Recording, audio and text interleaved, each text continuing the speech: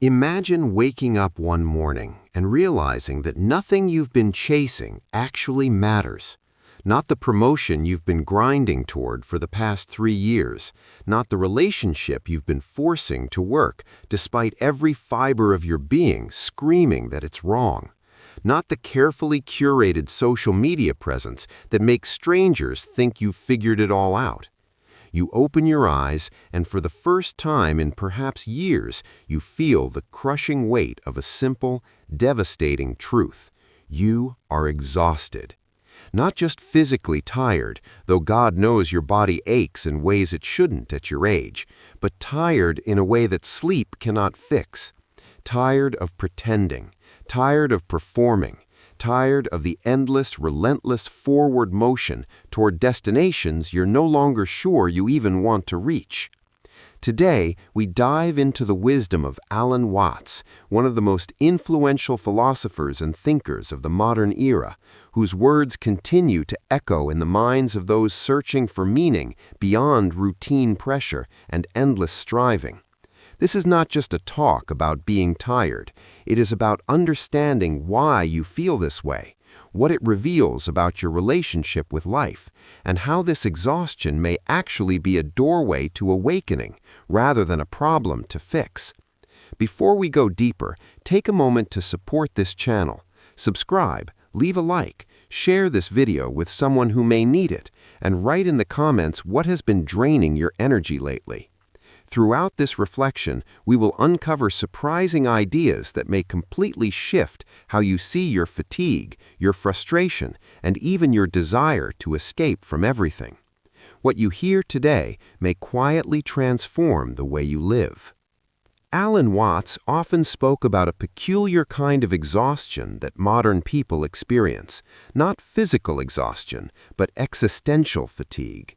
A tiredness that comes from constantly trying to be someone, constantly trying to achieve, improve, fix, and prove. Society teaches us that life is a race, a ladder, a project that must be completed. From an early age, we are conditioned to believe that our value depends on productivity, success, and progress. Over time, this constant pressure creates an inner tension that never truly rests. Think about it. How often do you feel that you are behind, that you should be doing more, becoming more, achieving more? Even rest becomes another task, another obligation. Watts pointed out that when life becomes a series of goals, the present moment loses its meaning. You are never here, only on your way somewhere else, and eventually the mind collapses under the weight of endless becoming. And here's the paradox that makes this exhaustion so uniquely modern, so particularly cruel. You are tired from doing exactly what you were told would make you happy. You followed the script, you checked the boxes, you optimized, hustled, manifested, and grinded. You did the morning routines and the evening wind-downs. You read the self-help books and listened to the podcasts. You set boundaries and then felt guilty about them. You practiced gratitude while secretly resenting that you had to practice gratitude at all. You did everything right, and somehow, impossibly, you ended up here, staring at the ceiling at 3 a.m., wondering when the life you're living became so utterly disconnected from the life you actually want to live. But here's where it gets even stranger. You can't quite articulate what that life would look like. When someone asks you what you want, you find yourself stammering, reaching for platitudes about peace or purpose or meaning, words that feel simultaneously true and completely empty. You want something different, but you've been moving so fast for so long that you've lost the ability to see clearly. You've become a stranger to yourself, performing a version of success that someone else wrote, in a play you never auditioned for, to an audience that isn't even watching. Why does this happen? How is it possible to follow all the rules and still end up feeling like you've lost some essential part of yourself along the way? The truth is, you haven't failed. You've succeeded brilliantly at a game that was rigged from the start. You've won a prize that was never worth winning. You've climbed a ladder only to discover it was leaning against the wrong wall the entire time. This exhaustion you feel, this bone-deep weariness that no amount of vacation time or meditation apps can touch, isn't a personal failing. It's a signal. It's your psyche's last-ditch effort to get your attention before you disappear entirely into the machinery of modern life. According to Watts, this emptiness is not a failure. It is life whispering that you have been playing a game without realizing it was a game. But what if this exhaustion isn't the end of something? What if it's the beginning? What if the very moment when you're most tired of everything is precisely the moment when everything becomes possible again? There's something lurking beneath this tiredness, something far more profound and unsettling than simple burnout, and understanding it might just change everything. The question you need to ask yourself is not, why am I tired? But what have I been trying to become? Because here's the truth that Alan Watts spent his life trying to communicate. You are exhausted from the impossible task of being someone. Not from being yourself, that requires no effort at all, but from the constant grinding labor of constructing and maintaining an identity that meets the world's approval. From the moment you could understand language, you were taught that you are a separate, isolated individual who must control life to survive it. You learned that there is a you inside your head looking out at a hostile universe that must be mastered, negotiated, conquered. This idea, so fundamental that you've never even questioned it, is the source of your exhaustion. The self you are constantly trying to protect and improve is largely an illusion, a mental construction that requires constant reinforcement. When you believe this illusion completely, everything becomes a struggle. You feel responsible for holding the world together, for making the right choices, for avoiding mistakes at all costs. This creates a constant background anxiety that slowly drains your energy. Carl Jung understood this deeply when he spoke of the persona, the mask we wear to meet the demands of society. But Jung went further, recognizing that beneath this mask lies the shadow, all those parts of ourselves we've rejected in order to become acceptable. The exhaustion comes from the energy it takes to keep the shadow hidden, to maintain the performance, to never let the mask slip. You are tired because you have been at war with yourself for so long that you've forgotten there was ever a time before the battle began. Viktor Frankl, who survived the Nazi concentration camps, discovered something remarkable, that meaning cannot be forced or manufactured. It can only be discovered through authentic engagement with life. Yet modern culture does the opposite. It tells you exactly what should be meaningful, what you should value, what kind of life you should want. You absorb these expectations from family, culture, education, and social structures without questioning them. You are told what success looks like, what happiness should feel like, and what kind of person you must become. For a while, playing these roles gives you direction, but eventually the soul grows tired of pretending. Watts compared life to music or dance. Music is not about reaching the final note as quickly as possible. Dance is not about arriving at a destination. The point is the movement itself, the experience of each moment. But modern culture treats life as if the meaning lies somewhere in the future, in the next achievement, the next relationship, the next version of yourself. When you live this way long enough, when every present moment is sacrificed for some imagined future, exhaustion is inevitable. You are constantly becoming, never being, and the self that must keep becoming can never rest. Friedrich Nietzsche warned of this when he spoke of the last man, the person who blinks and says, "We have invented happiness." These are people who have accepted society's definition of the good life and are busy pursuing it, yet something essential has died within them. They are comfortable but empty, productive but purposeless, successful but suffering from what Nietzsche called the great weariness. This is not the weariness of hard labor, but the weariness of meaningless labor, of effort directed toward goals that were never truly yours. Ask yourself honestly, When was the last time you felt truly present without rushing, without calculating the next step? When was the last time you did something simply because it felt alive, not because it was useful or productive? These questions are uncomfortable because they expose how disconnected you have become from the natural rhythm of existence. You have been so busy trying to control life that you've forgotten how to live it. Arthur Schopenhauer recognized that suffering arises from the will, from constant wanting, striving, grasping. The more you identify with your desires and ambitions, the more you suffer when they go unfulfilled. Watts absorbed this Eastern insight and translated it for Western minds. The problem is not that life is hard, but that you are trying too hard. You are exhausted not because life is demanding too much of you, but because you are demanding too much of yourself.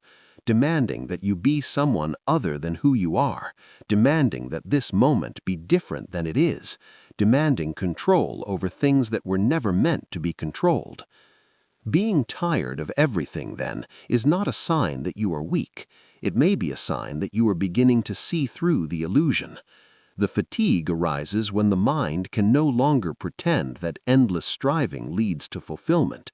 And this is where the real journey begins, not toward another goal, but toward a fundamentally different way of being. What you don't realize is that this exhaustion has been reshaping your reality in ways you can't even see. It's not just that you feel tired, it's that tiredness has become the lens through which you perceive everything. And here's what makes this so insidious. The consequences of existential fatigue don't announce themselves. They don't arrive as a crisis or a breakdown. They seep into your life gradually, imperceptibly, until one day you wake up and realize you've been living in a kind of psychological fog for years.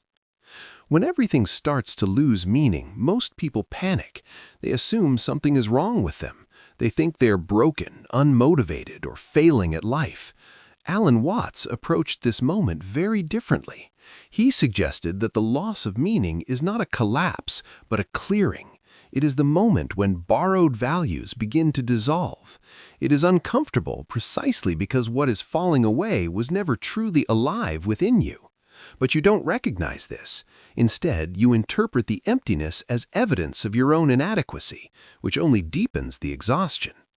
This creates a vicious cycle that psychologists call experiential avoidance. You feel empty, so you try to fill the void with more achievements, more distractions, more relationships, more substances, more anything to escape the gnawing sense that something fundamental is missing. But each attempt to avoid the emptiness only reinforces the belief that there is something wrong, something to be fixed, something to be escaped. You become afraid of your own inner life, afraid of silence, afraid of stillness, because in those moments the illusion becomes transparent. The cognitive bias at work here is what psychologists call the sunk cost fallacy. You've invested so much time, energy, and identity into a particular way of living that you can't bear to admit it might have been misguided from the start. You've told yourself and everyone around you that this is what you want, that this is who you are.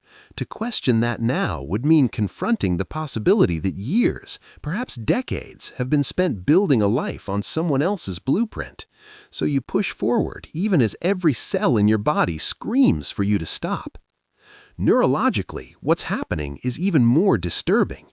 Your brain's reward system, which evolved to give you satisfaction from genuine accomplishment and connection, has been hijacked by artificial markers of success. Each like, each promotion, each external validation triggers a small hit of dopamine, but it's never enough. The baseline keeps rising. What satisfied you last year leaves you empty this year. You need more, always more, just to feel normal. This is the hedonic treadmill that positive psychologists warned about, and you're sprinting on it even as it drains you dry. But there's something deeper happening beneath even this neurological hijacking. When you believe that life must have a predefined meaning imposed from outside, when that belief collapses, many feel a sense of inner emptiness. Yet emptiness in Eastern philosophy, the tradition that so deeply influenced Watts, is not a void to be feared. It is space.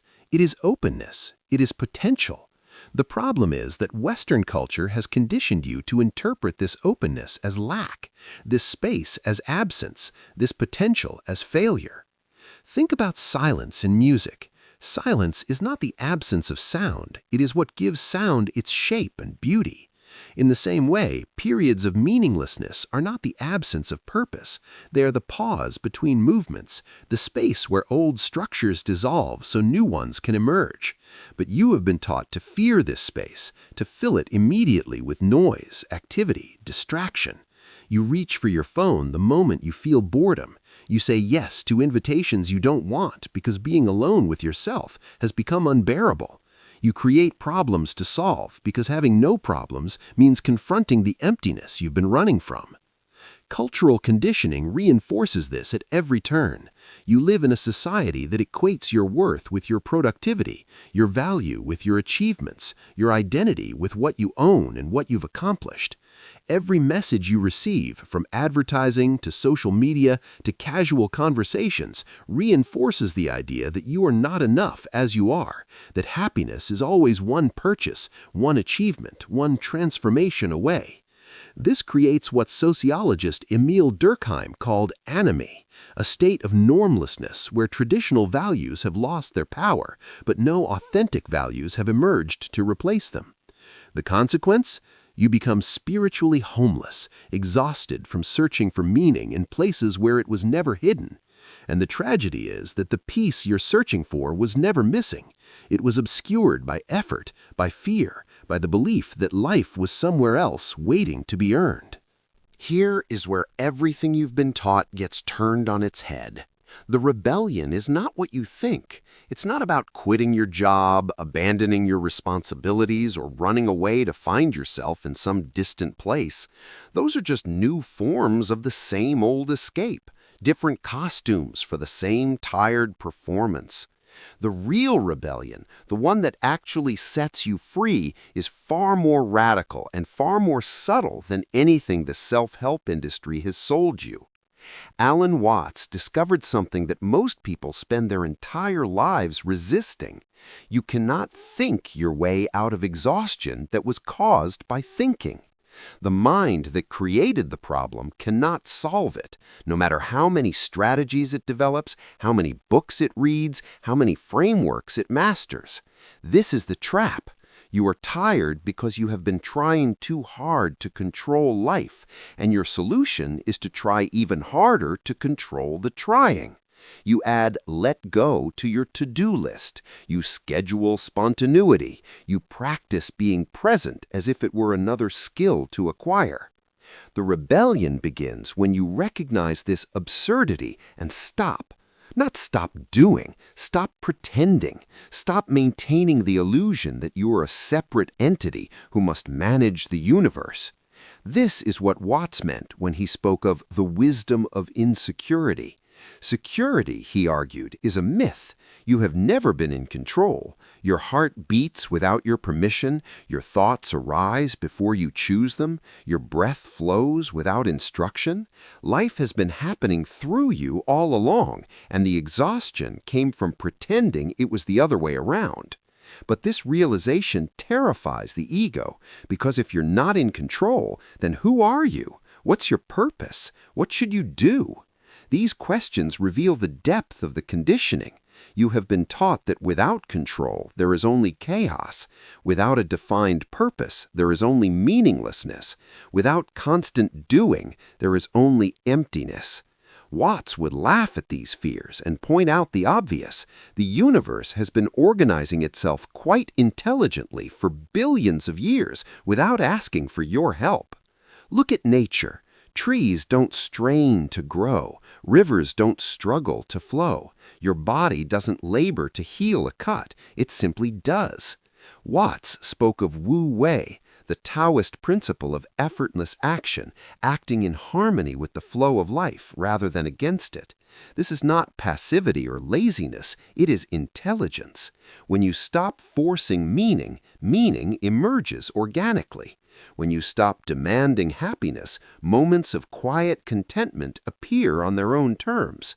When you stop trying to be someone, you discover you already are someone you just forgot while you were busy becoming. The psychologist Erich Fromm distinguished between having and being.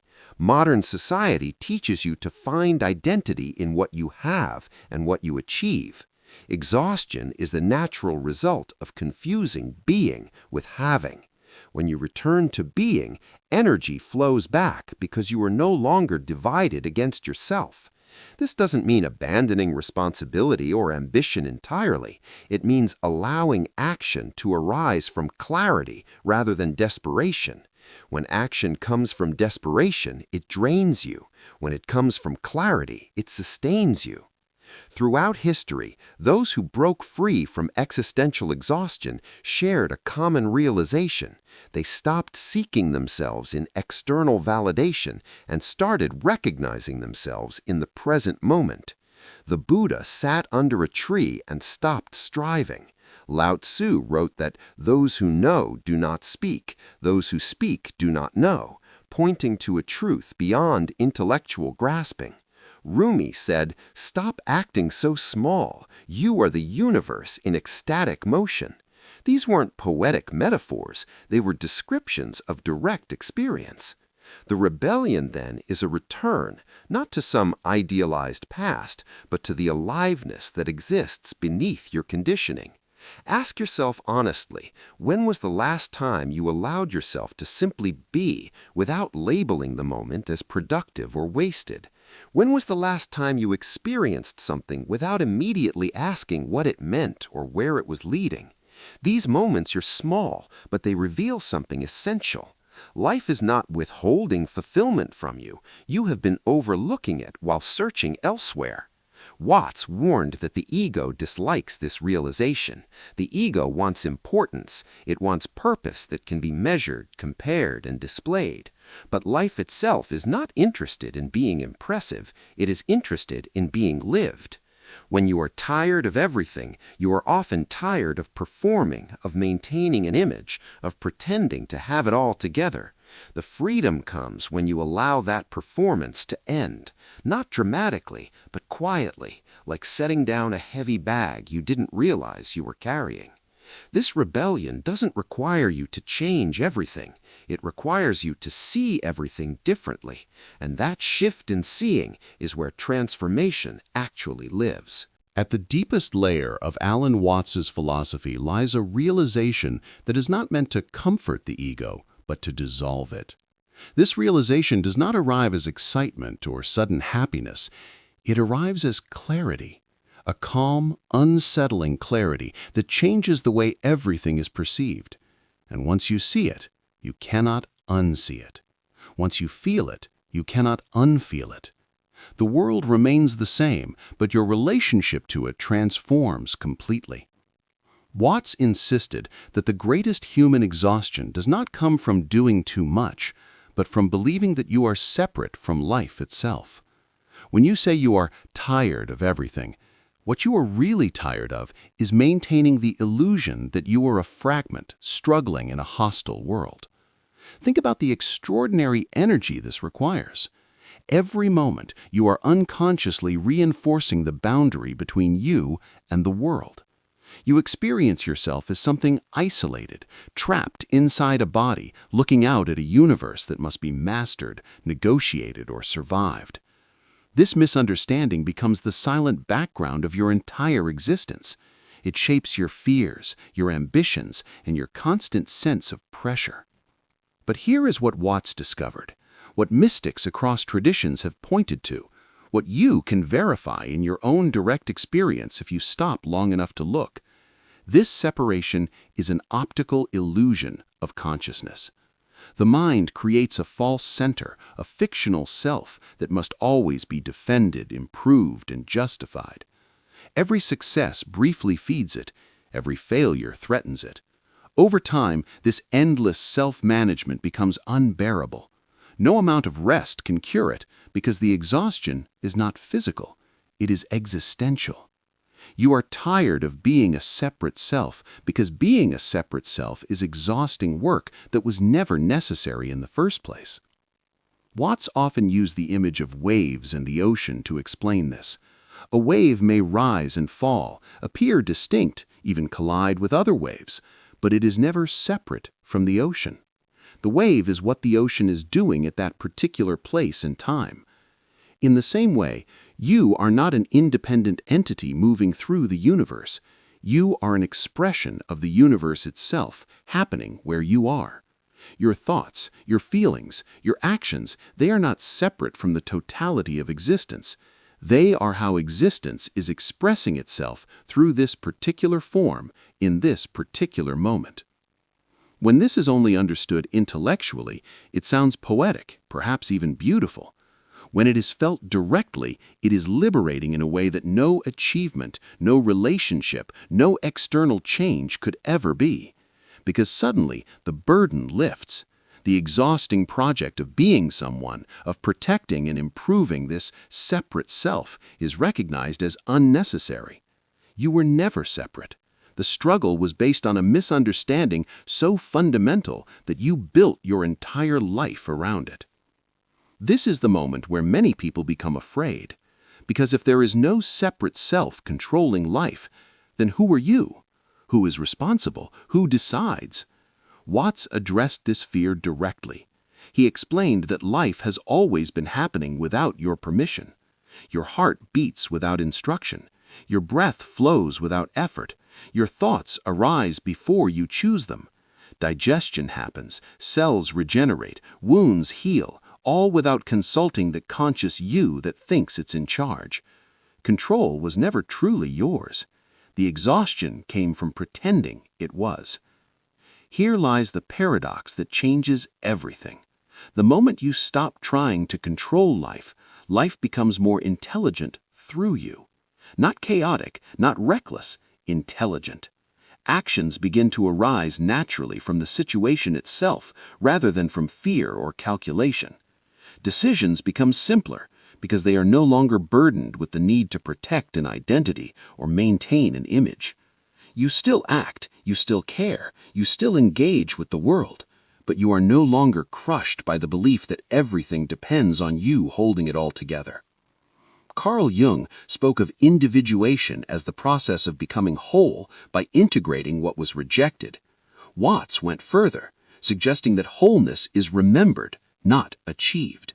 You are not broken and in need of fixing. You are not incomplete and in need of fulfillment. You are the universe experiencing itself from this particular vantage point, and you have simply forgotten this truth beneath layers of conditioning and cultural programming. This realization does not eliminate pain, loss, or difficulty.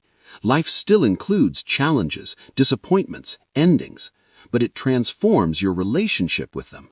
Suffering no longer feels like a personal failure or a cosmic punishment. It becomes part of the movement of existence, like weather moving through the sky. You can feel pain without adding the secondary suffering of, why is this happening to me? You can experience loss without the narrative of, I must have done something wrong. You can face difficulty without the crushing weight of, I should be able to control this. When this understanding begins to settle, even slightly, even momentarily, a quiet compassion emerges. You stop seeing others as obstacles or competitors. You recognize the same exhaustion behind their anger, their ambition, their need to be right. You see that most human conflict arises from people who feel separate and afraid, desperately trying to secure their place in a world they believe is against them. And suddenly, judgment softens. Not because you've decided to be more compassionate as a moral principle, but because you see clearly that their struggle is your struggle. Their fear is your fear. Their fundamental illusion is the same illusion you've been living under. This is why Watts emphasized playfulness, not irresponsibility, but play. Life, he said, is not a serious problem to be solved. It is a dance to be participated in.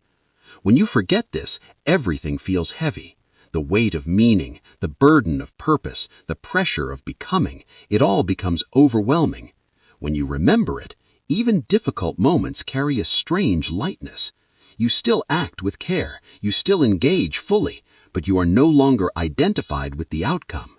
You are no longer betting your entire sense of worth on whether things go your way.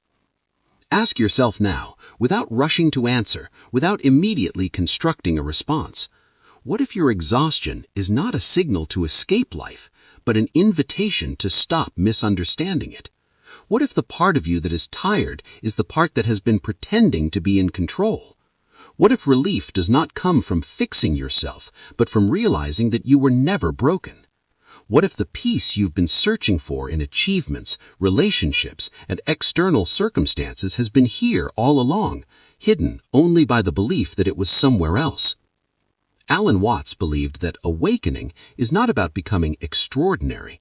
It is about realizing the ordinariness of being alive without resistance, drinking water and truly tasting it, feeling the air on your skin and actually feeling it, hearing sound without immediately labeling and judging it, existing without constantly narrating your existence, without turning every moment into a story about me and what this means for my future. When this is only understood intellectually, it sounds poetic, perhaps even beautiful.